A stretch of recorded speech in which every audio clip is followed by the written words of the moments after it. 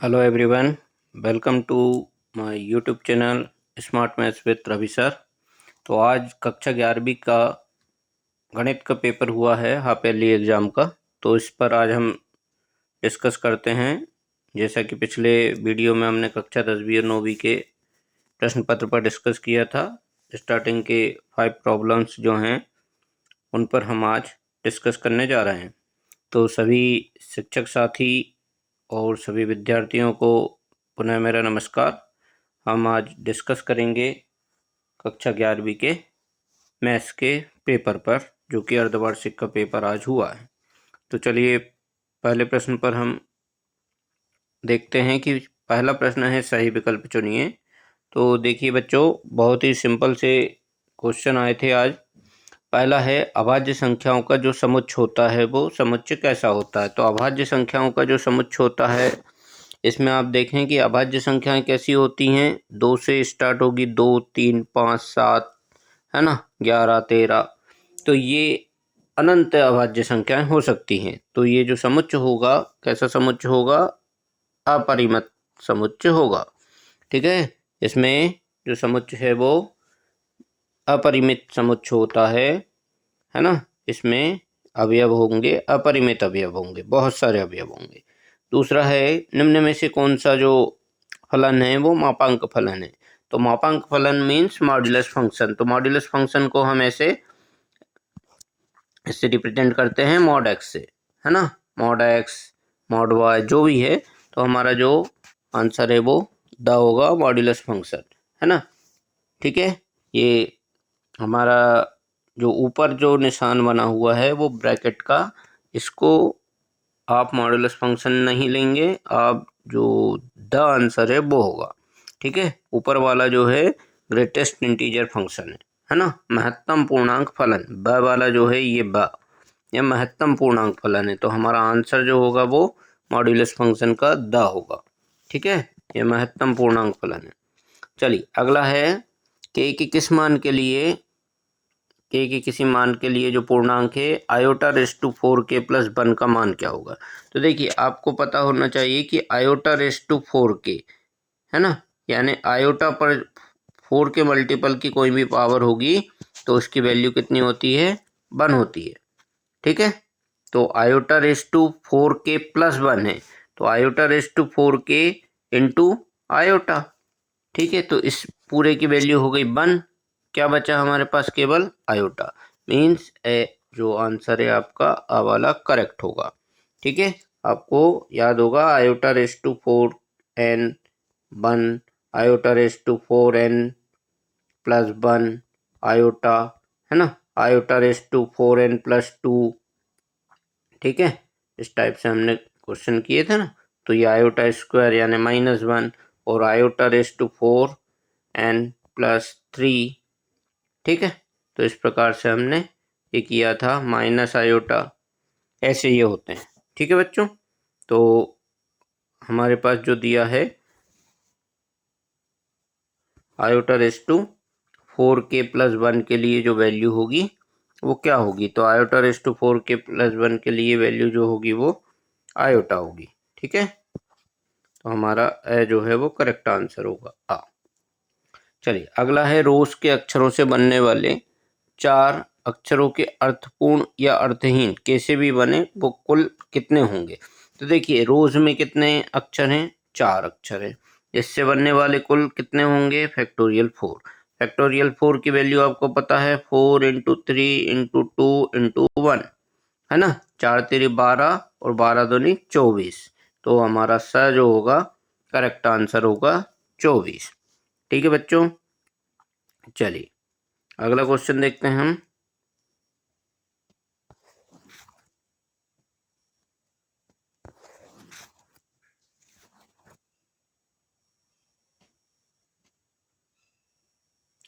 Next problem है 2a + b whole raise to 5 के प्रसार में कुल कितने पद होंगे। तो हम जानते हैं कि यदि द्विपद है और उसमें a + b whole raise to n है, तो इसके प्रसार में कुल कितने पद होते हैं? n + 1 पद होते हैं, है ना।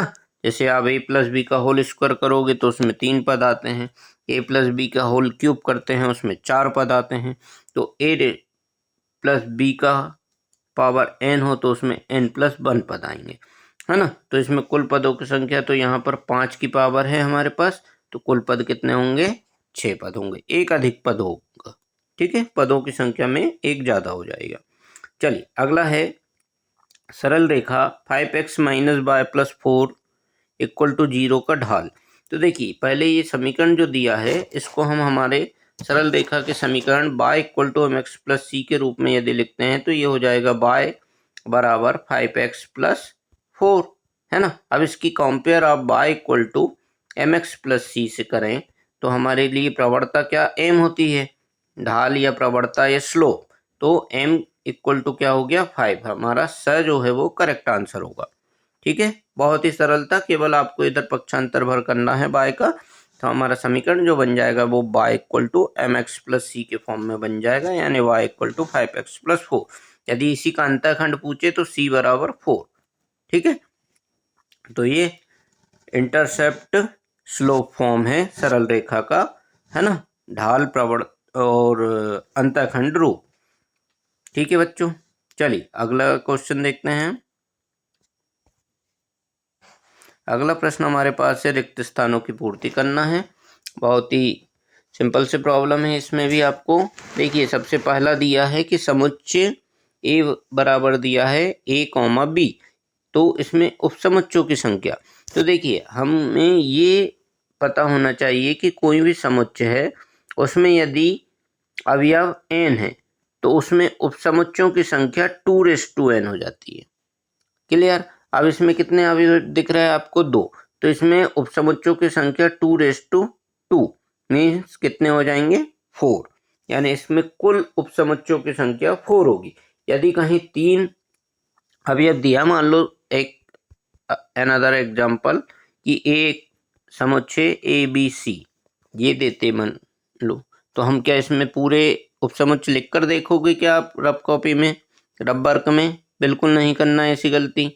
इसमें काउंट करना है कि एलिमेंट्स कितने हैं, 1 2 3, 3 एलिमेंट हैं, टोटल नंबर ऑफ सबसेट या कुल उपसमुच्चय कितने होंगे? 2 3, मतलब 8। आपको उनके उपसमुच्चय को बनाने की कोई आवश्यकता नहीं है, ये ध्यान रखो आप, ठीक है। आपको केवल इतना याद रखना है कि जितने एलिमेंट होते हैं उसकी पावर हमें 2 पर लगाना है। तो यदि इसके उपसमुच्चयों की संख्या पूछते हैं तो 8 होगी, इसके उपसमुच्चयों की संख्या पूछते हैं तो 4 होगी, ठीक है। बहुत ही सिंपल क्वेश्चन है ना। तो आपको ऐसे हल करना है, वहाँ पर एक एक उपसमुच्चय नहीं निकालना, हमको केवल उपसमुच्चयों की संख्या बतानी है। चलिए अगला क्वेश्चन है, यदि P और Q में से कोई भी रिक्त समुच्चय है, देखिए इनमें से कोई भी एक रिक्त समुच्चय कह दिया, एम्प्टी सेट कह दिया, तो उनका कार्तीय गुणनफल जो P इंटू क्यू है वो क्या होगा? तो वो एक रिक्त समुच्चय होगा बच्चों, ठीक है, क्लियर, जिसको कि हम नल सेट कहते हैं, है ना। रिक्त समुच्चय, एम्प्टी सेट, नल सेट, ये सभी एक ही चीज है, इसमें कंफ्यूज नहीं होना। तो कोई भी समुच्चय आपको दिया है, एक या दोनों भी हो सकते हैं, मान लो दो कोई सेट है P और Q, ठीक है, इनमें से उसने कहा है कोई भी एक सेट जो है रिक्त समुच्चय हो सकता है ना। तो कोई भी P हो या Q हो, अब यदि इनका आप कार्टेशियन प्रोडक्ट निकालेंगे, कार्तीय गुणन निकालेंगे, तो वो आपको हमेशा क्या मिलेगा? एक नल सेट मिलेगा, ठीक है। चलिए अगला देखें। अगला फिर है कॉम्प्लेक्स नंबर से क्वेश्चन कि z equal to 3 minus 2 iota, इसमें इसका मापांक बताना है आपको। तो देखिए मापांक हमें पता है कि z कोई कॉम्प्लेक्स नंबर हो a प्लस आयोटा b के फॉर्म में, तो इसका मापांक मीन्स मॉड z, ये क्या होता है? Square root of a square plus b square होता है। हमारे पास क्या दिया है यहाँ? 3 माइनस 2 आयोटा, तो इसका मापांक क्या हो जाएगा बच्चों? तो मापांक हो जाएगा स्क्वायर रूट ऑफ 3 का स्क्वायर प्लस माइनस 2 का स्क्वायर, मतलब स्क्वायर रूट में आपको मिलेंगे 9 plus 4, means square root of 13 इसका मापांक आएगा। ठीक है, square root of 13 is mod of given complex number 3 minus 2 iota. Simple है। चलिए अगला देखें।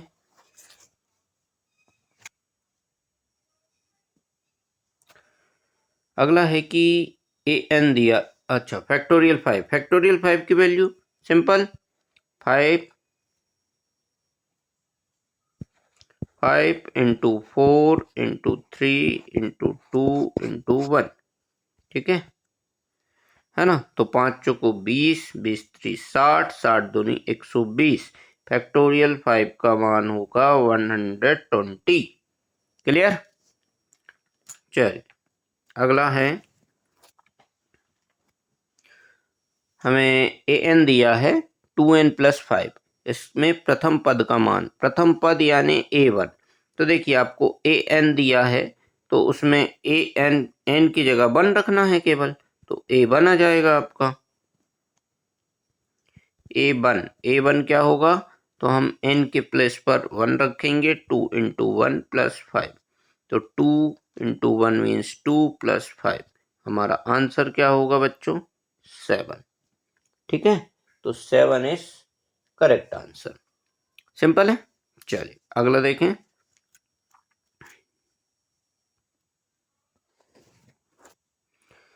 अगला है सरल रेखा का समीकरण दिया है 3x + 2y - 12 में y अक्ष पर अंतःखंड जो काटा है उसका मान।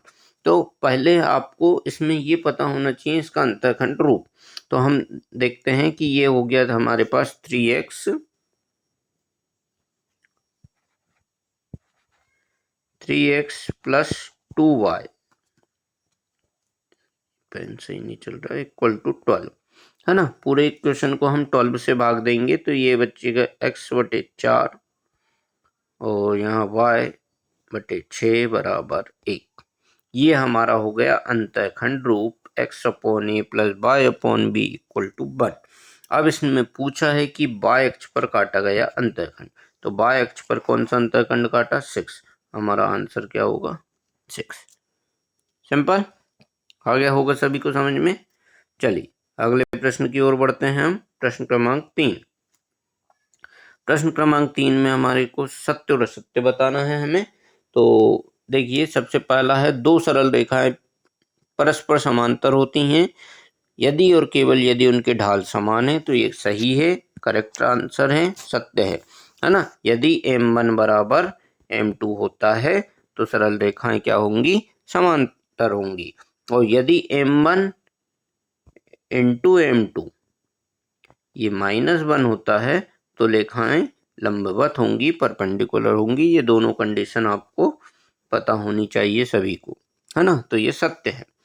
अगला है बच्चों कि दो धनात्मक संख्याएं a और b है और इनका गुणोत्तर माध्य gm पूछा। तो देखिए जब भी हमको दो संख्याएं हैं और उनका ज्योमेट्रिक मीन या gm पूछा हो तो वो हमेशा क्या होता है, स्क्वायर रूट ऑफ ab, है ना। यहाँ क्या कहा है, gm जो है a+b/2, तो ये असत्य है, फॉल्स है ना। ये a+b/2 उसका am होता है, यानी अर्थमेटिक मीन। समांतर माध्य होता है a+b/2 और गुणोत्तर माध्य होता है स्क्वायर रूट ऑफ ab। तो ये असत्य कथन हुआ। ठीक है, चलिए am और gm दोनों मैंने बता दिए हैं, आप नोट कर लेना इसको, है ना। चलिए अगला है थर्ड वाला कि क्रमचय एक निश्चित क्रम में बना विन्यास है जिसकी दी हुई वस्तुओं में से एक समय में कुछ या सभी वस्तुओं को लेकर बनाया गया है, तो ये सत्य है। ठीक है, चलिए असमीका 30x < 180 में x का मान 6 से अधिक होगा। तो इसको 2 मिनट में आप सॉल्व करके देख सकते हैं कि हमें दिया है 30x < 180, 30 से पूरे दोनों साइड आप डिवाइड करेंगे तो x < 6 आपका जो है क्या आया, x < 6 आया। और इसने कहा x क्या है, 6 से अधिक है, यानी ये फॉल्स स्टेटमेंट है, गलत है। चलिए अगला है वो फिर से कॉम्प्लेक्स नंबर या सम्मिश्र संख्या से क्वेश्चन दिया है कि सम्मिश्र संख्या z equal to a plus iota b है, तो z बार से मतलब होता है उसका कंजुगेट, संयुग्मी। ठीक है, तो कभी भी z आपको दिया है a प्लस आयोटा b, तो z बार हमेशा क्या होगा, a माइनस आयोटा b होगा। ठीक है, तो हमने यही कहा है कि z a plus iota b है, तो z bar a minus iota b होगा, तो ये 100% ट्रू। ओके, सत्य कथन। चलिए अगला देखें, cos 90 माइनस थीटा। देखिए π/2 मतलब 90, cos 90 minus theta sine theta होता है, यहाँ पर क्या दिया है, माइनस साइन थीटा दिया है। ठीक है, मतलब ये असत्य है, माइनस साइन थीटा नहीं होता, साइन थीटा होता है। फर्स्ट क्वाड्रेंट में है और फर्स्ट क्वाड्रेंट में सभी त्रिकोणमितीय अनुपात पॉजिटिव आते हैं। ठीक है, तो दिस इज फॉल्स। चलिए अगले प्रश्न की ओर बढ़ते हैं हम। प्रश्न क्रमांक 4। प्रश्न क्रमांक 4 में सही जोड़ी बनाना है आपको। सही जोड़ी का मिलान बहुत ही सरल है। सबसे पहला दिया है वृत्त का समीकरण, तो वृत्त का समीकरण आपको इनमें से a से लेकर i तक कौन सा दिख रहा है, x square plus Y square equal to are square, g में जो है ना, वो हमारा वृत्त का समीकरण है। ये फर्स्ट हमारा हो गया। ठीक है, तो फर्स्ट इज जी, X square plus Y square equal to are square, वृत्त का पहला समीकरण हमारा हमें मिल गया। चलिए अगला सेकंड क्या कह रहा है। सेकंड में है कि यदि एक्स अक्ष के अनुदिश परवलय है, तो परवलय का समीकरण क्या होगा, तो एक्स अक्ष के अनुदिश परवलय का समीकरण क्या होगा, X square equal to 4ay। Second question is this. अगला है वाई अक्ष के अनुदिश सममित परवलय, तो वाई अक्ष के अनुदिश क्या होता है, Y square equal to 4ax। चलिए अगला है त्रिकोणमिति से। त्रिकोणमिति अनुपात में से बहुत फार्मूले आपको आने चाहिए, लगभग सभी फार्मूले आपको याद होने चाहिए। ये जो फार्मूले हैं ये हर एक फॉर्म में आपको पूछ सकते हैं, खालिस्तान में, सही जोड़ी में। ठीक है, तो आपको ये सभी फार्मूले अच्छे से याद होना चाहिए। चलिए तो सबसे पहला फार्मूला आ गया है कि साइन 2x,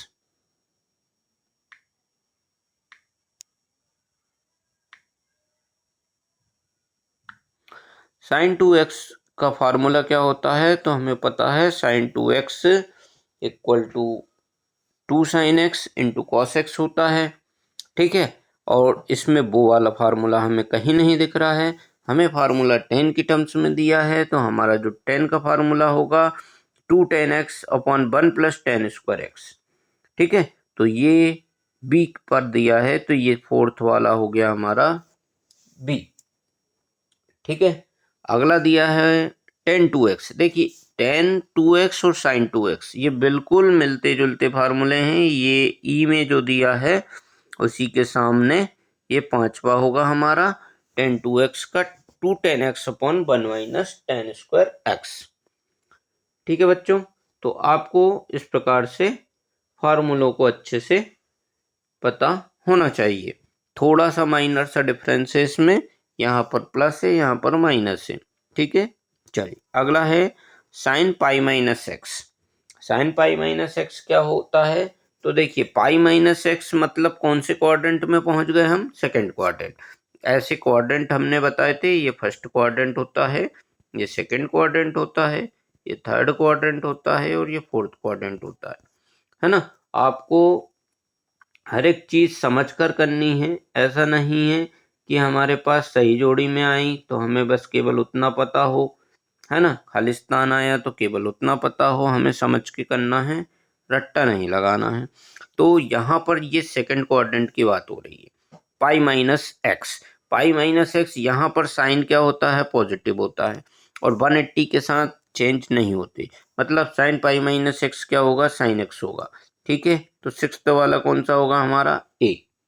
ठीक है, ये ए होगा। अब वैसा ही क्या दिया, साइन पाई प्लस एक्स, तो पाई प्लस एक्स हम आ गए यहाँ थर्ड क्वाड्रेंट में, ये पाई प्लस एक्स हो गया हमारा थर्ड क्वाड्रेंट। तो यहाँ पर बच्चों होता है टेन और कॉट, ये पॉजिटिव होते हैं, तो हमें sine plus sine pi plus X, तो हमें यहाँ पर जो मिलेगा साइन कैसा मिलेगा, नेगेटिव मिलेगा, तो ये हमारा 7th हो गया।